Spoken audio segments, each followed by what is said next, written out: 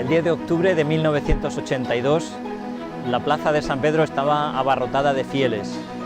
Más de 200.000 personas se habían reunido para esta ceremonia, la canonización de Maximiliano María Kolbe, polaco, franciscano, el loco de la Inmaculada, apóstol incansable de la Virgen María, lleno de celo por la salvación de las almas, que en medio de su enfermedad y sus deficiencias físicas, limitado por la tuberculosis, fue apóstol en la India, en Japón, llegando a crear en Polonia toda una ciudad en honor de la Inmaculada, Niepokalanów. Desde allí, con sus más de 800 frailes, se dedicó a la propagación de la fe, a dar a conocer la Virgen Santísima, la Madre de Dios, la Inmaculada, como intercesora de todas las gracias. En aquella ceremonia del 10 de octubre de 1982 había un cierto aire de misterio, porque Maximiliano Kolbe había sido beatificado como confesor de la fe, pero algunos esperaban que pudiera haber un cambio. En el momento del comienzo de la ceremonia, San Juan Pablo II, el Grande, también polaco, apareció vestido con los ornamentos rojos, de tal manera que el apóstol de la Inmaculada, el loco de la Inmaculada, fue canonizado como mártir de la caridad, a imitación de Jesucristo. Nadie tiene amor más grande que el que da la vida por sus amigos.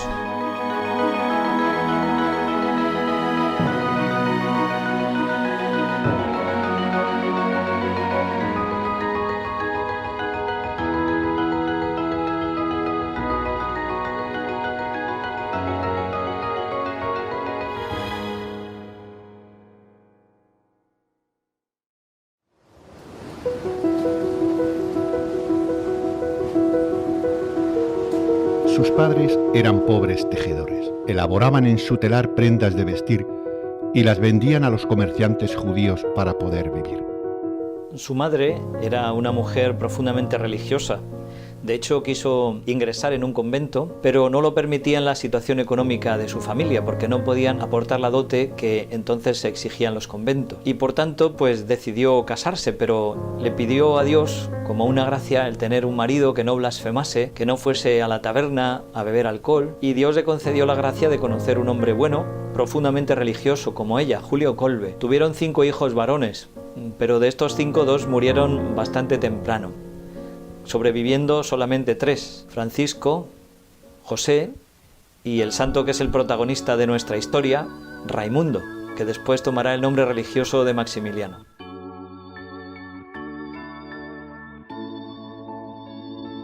Uno de los episodios más conocidos de la vida de San Maximiliano Kolbe es el sueño que tuvo siendo niño, y en este sueño él vio a la bienaventurada Virgen María acercarse a él, llevando 2 coronas. La primera era la corona del martirio y la otra era la corona de la pureza. Y ella le pidió cuál de las 2 prefería. Audazmente, él pidió las 2. Su familia se había trasladado a un pueblo llamado Pabianice, cerca de Lodz, y estando allí, unos frailes franciscanos cruzaron la frontera de Rusia para predicar una misión en su pueblo. Y a los niños les hablaron de un colegio que los franciscanos acababan de abrir en Lwów. Nuestro Raimundo enseguida se animó, y con él su hermano Francisco. Fue dando pasos y creciendo en el colegio, pensando el tema de la vocación, aunque él sentía una profunda inclinación hacia la vida militar.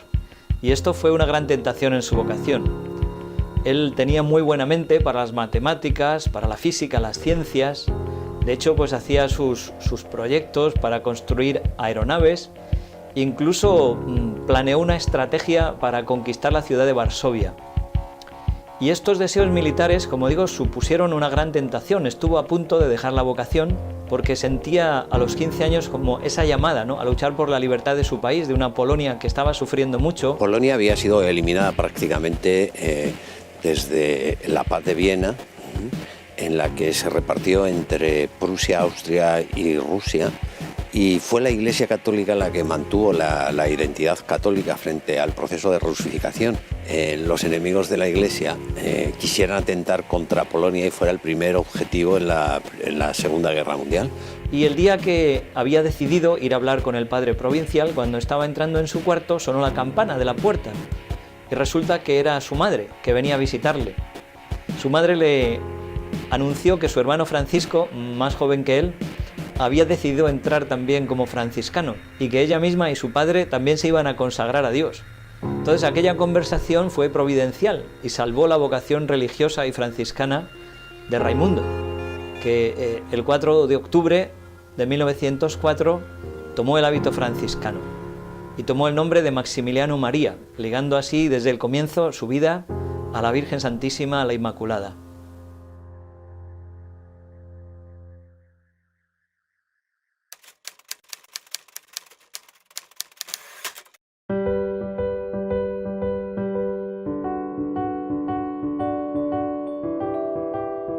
Terminado el noviciado, el padre provincial quiere que continúe sus estudios de filosofía en Roma. Su primera reacción fue pedir entre lágrimas que se le borre de la lista, pero después de un rato de oración vuelve al provincial para decirle: haga de mí lo que quiera. A lo cual el provincial respondió: irás a Roma. Vive en Roma desde 1912, más o menos alrededor de 1912, hasta 1919. Recibe allí toda su formación para el sacerdocio. En 1914 emitirá su profesión solemne. El periodo romano fue fundamental para Maximiliano, porque aquel tiempo fue la base para todo lo que vendrá después. Durante su estancia en Roma, Kolbe comienza a sentir los primeros síntomas de la enfermedad. Frecuentes esputos de sangre y hemorragias violentas ponen de manifiesto que tiene tuberculosis. Pero gracias a su carácter decidido, consigue sacar adelante sus estudios y empieza a sentir las primeras llamadas a fundar la milicia de la Inmaculada. Con licencia del padre rector, nos juntamos en secreto en una celda interior cerrada con llave ante la estatuilla de la Inmaculada con 2 velas encendidas. Dispensado de asistir a las clases por mis esputos, redacté un ideario de la milicia de la Inmaculada y se lo remití al padre general. Dio su bendición y expresó el deseo de que se propagase entre nuestros jóvenes. La milicia será una asociación que se comprometa a luchar contra la masonería y los demás servidores de Lucifer. Pensar que un proyecto tan grande, tan tremendo, podría tener su origen en una sencillez tan humilde es una señal, según creo, de la verdadera naturaleza espiritual de la milicia de la Inmaculada. Dedicarse a la Madre Inmaculada de Dios es comprometerse con el misterio de la Encarnación, que realmente comienza en el seno de la Inmaculada. In the womb of the Immaculate One. Terminados sus estudios de filosofía y de teología, Maximiliano es ordenado sacerdote el 29 de abril de 1918. Es ordenado en la iglesia de Santa Andrea de la Valle y elige para celebrar su primera misa una iglesia, un altar muy especial. El altar de la Virgen de la Milagrosa, que se encuentra en la iglesia de Santa Andrea de Lefrate, el lugar donde la Virgen Inmaculada se apareció a Alfonso de Ratisbona, convirtiéndole completamente de hebreo en católico. Cuando San Maximiliano celebra su primera misa, lleva una larga lista de intenciones. Al final de todas, escrita en latín, lleva una muy significativa: amorem usque ad victimam, que significa el amor hasta ser víctima, el amor hasta el sacrificio de la propia vida. Y es como una premonición de ese martirio, de esa entrega que consumará su vida por el amor al final de sus días.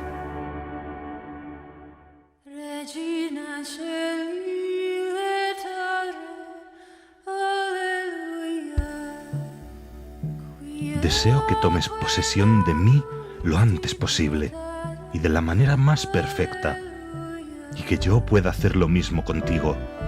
Que lo antes posible sea verdaderamente tuyo, sin límites, sin condiciones irrevocablemente, eternamente, y tú, mía. Cuando San Maximiliano habla del acto de consagración, él sabe distinguir muy bien lo que es la voluntad de lo que es el sentimiento. Y señala como muchas veces ese acto de consagración, de entrega, pues puede ir acompañado a veces por la sequedad o por la frialdad. Pero él recalca mucho que esa consagración, esa entrega de sí mismo a la Virgen María, a la Inmaculada, es un acto de la voluntad. Dice él, un acto de la voluntad por el que uno se entrega a la Virgen y que no es nunca revocado. Basta eso. Y cuando algunos jóvenes se acercaban para pedir el ingreso en el convento, para él el criterio de discernimiento es que tuvieran la decisión y la voluntad de querer consagrarse del todo a la Inmaculada, pertenecerle, ser suyos. Ese era como el criterio de discernimiento de una vocación.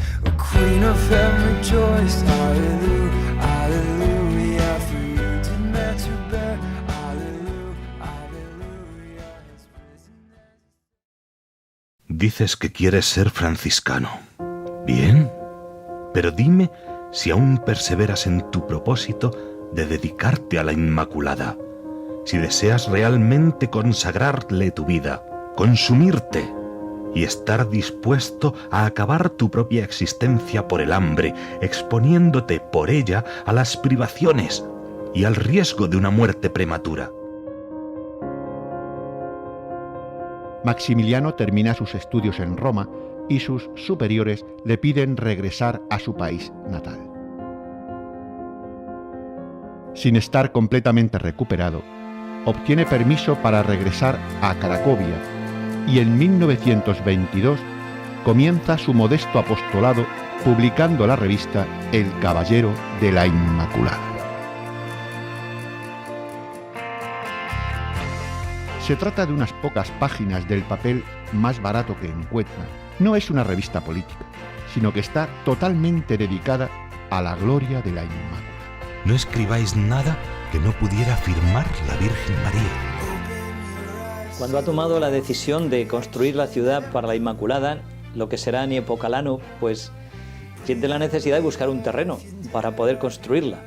Y encuentra un terreno perfecto bastante cerca de Varsovia. Es una finca enorme que es propiedad de un conde, el conde Lubecki.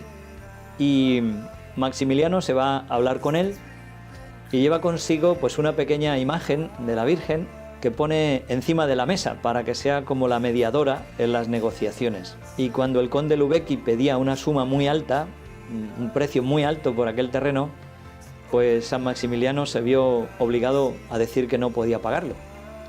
Y se fue dejando la pequeña estatua de la Virgen encima de la mesa del conde. Y el conde preguntó, ¿y qué hago con esta estatua? Dijo, déjela donde está. Y fue pues como un truco que él utilizó, porque claro, el conde miraba cada día la imagen y como que se le removía el corazón de que le había dicho que no a la Virgen, porque le estaba negando el lugar que necesitaban para construir esa ciudad para ella. Así que al final, pues esa imagen pequeña encima de la mesa fue tocando poco a poco el corazón del conde Lubecki hasta que finalmente le vendió a San Maximiliano por un precio muy bajo ese terreno que necesitaba para construir Niepokalano.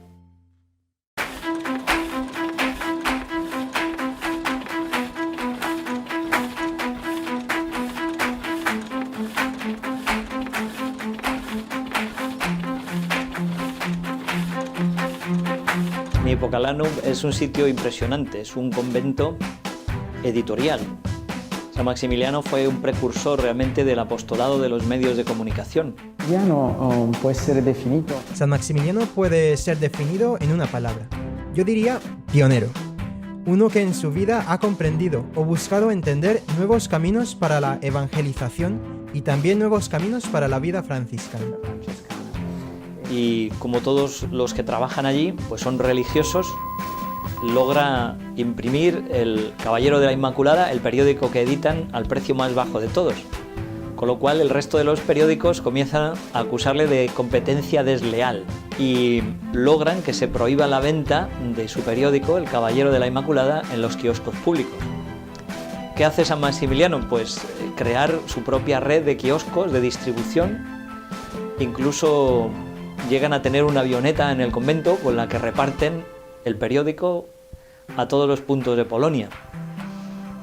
Muchos de todos los tipos de profesiones, ingenieros, topógrafos, dejan todo para entregar sus vidas a la Virgen en la ciudad de la Inmaculada, en Niepokalanów. Sí, llegaron muchas vocaciones a Niepokalanów. Fue una cantidad, diría, increíble. Si se piensa en las cifras de hoy en día, nos quedamos trastornados. Aquello que atraía era este ideal de vida mariana. De hecho, los hermanos eran vocaciones sobre todo para hermanos religiosos, ni siquiera para sacerdotes. Esto es interesante. Trabajaban para la Inmaculada, sentían ese impulso de trabajar para la Inmaculada. Así pasaban su vida, su jornada. Cierto, fuera de los momentos de oración que eran fundamentales. San Maximiliano escribe: el valor de Niepokalanów es la oración. Antes de todo, la oración.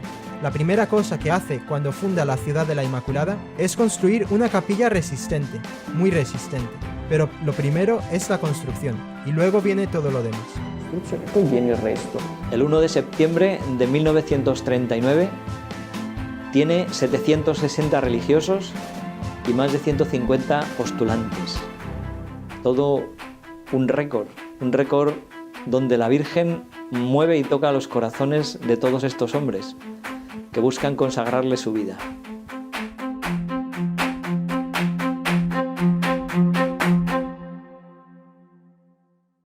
¿Habla usted japonés? No. ¿Tiene dinero? No. ¿Qué piensa hacer? Me dirigiré a mis protectores habituales.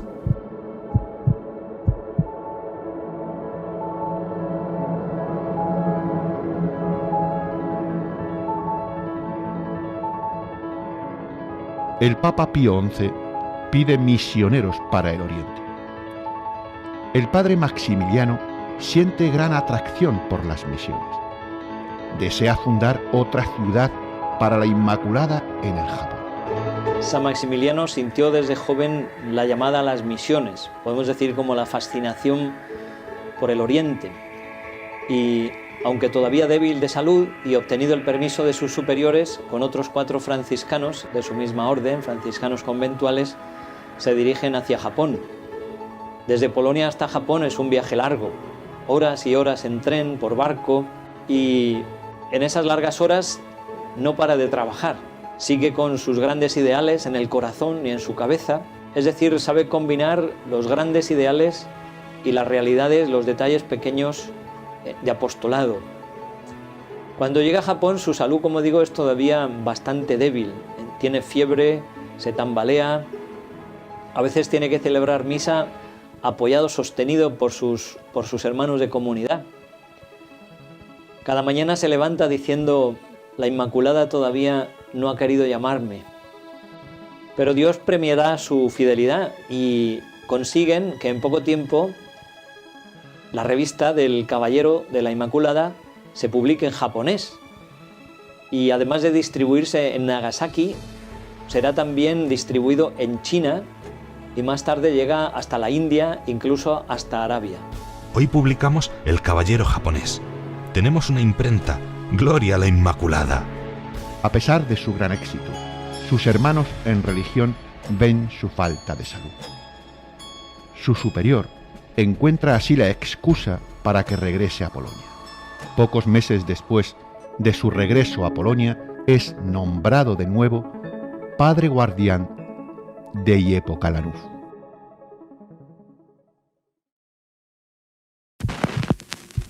Es muy posible que cuando recibáis esta carta ya haya ocurrido algo. Todo está en manos de la divina providencia.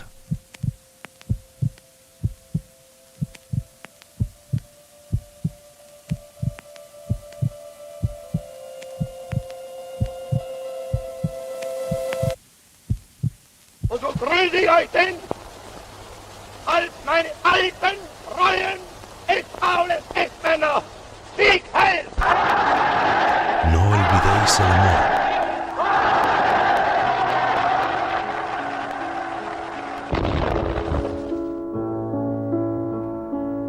En 1939, los tanques de Hitler cruzan la frontera, arrasando la caballería polaca.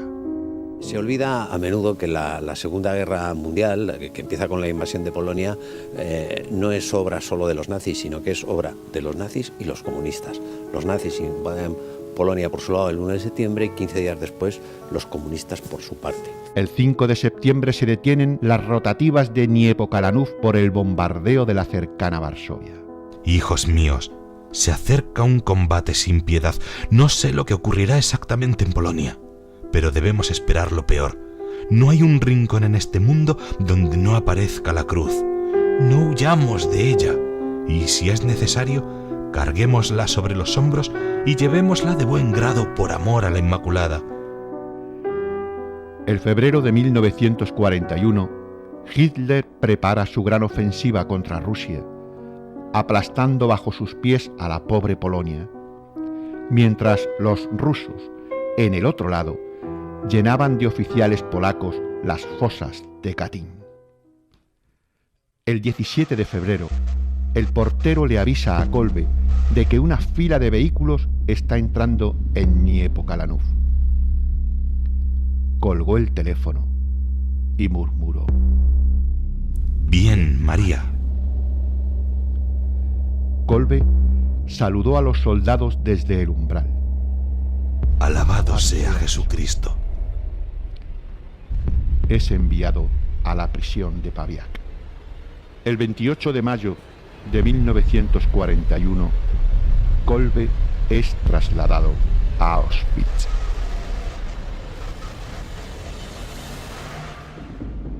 Con la cabeza rapada y vestido de harapos a rayas, se ha convertido en el prisionero número 16670.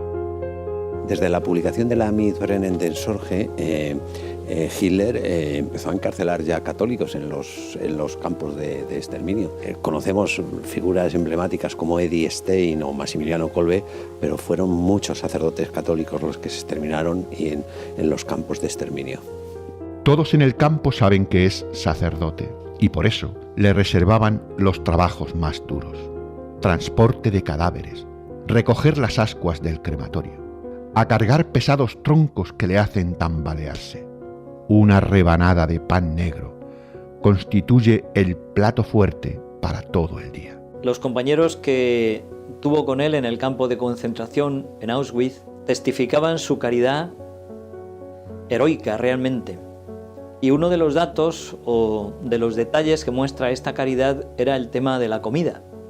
En un campo de concentración la comida es escasa, que hace muchísimo más duro el trabajo, el frío. Todo resulta más duro cuando el hambre atenaza el estómago. Y en medio de esta situación, Maximiliano Kolbe era capaz de repartir la mitad de su comida con algunos de los que estaban allí y que estaban más débiles o estaban enfermos. Y este gesto de caridad heroica llamaba la atención profundamente a los que estaban con él viviendo en esas mismas condiciones.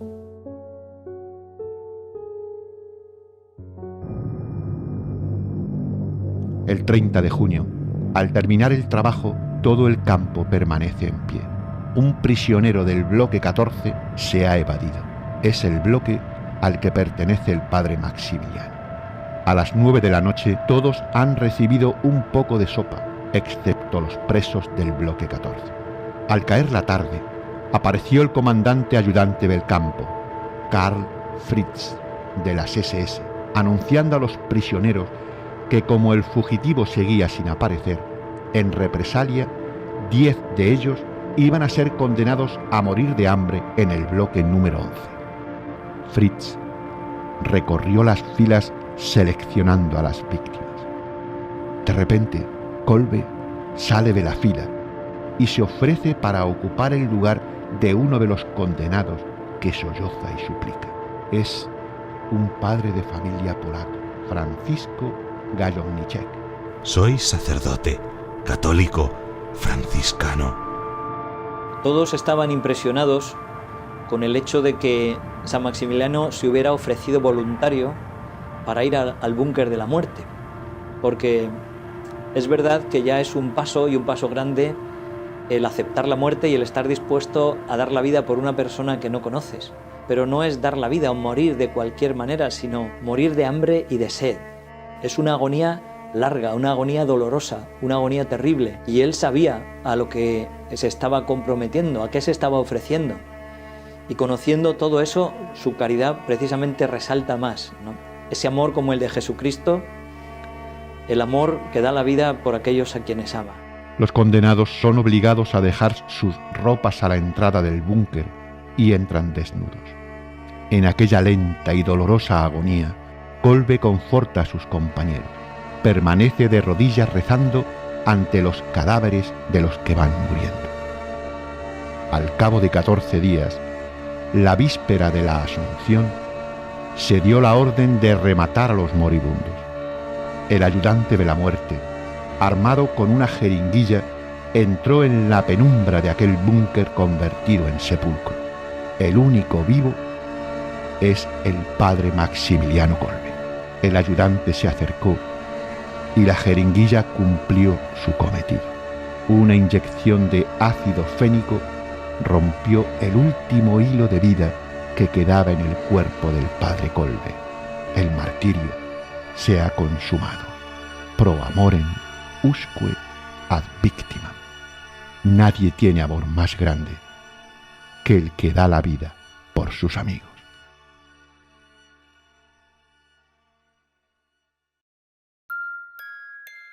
Podría parecer que la vida de San Maximiliano Kolbe ha tenido un final triste y que una vida de un hombre tan generoso, tan grande, tan entregado, pues ha sido tragada por esa boca negra de las ideologías, de esos poderes políticos que tratan de luchar contra Dios, como dice San Pablo en la carta a los romanos, que tratan de aprisionar la verdad en la injusticia.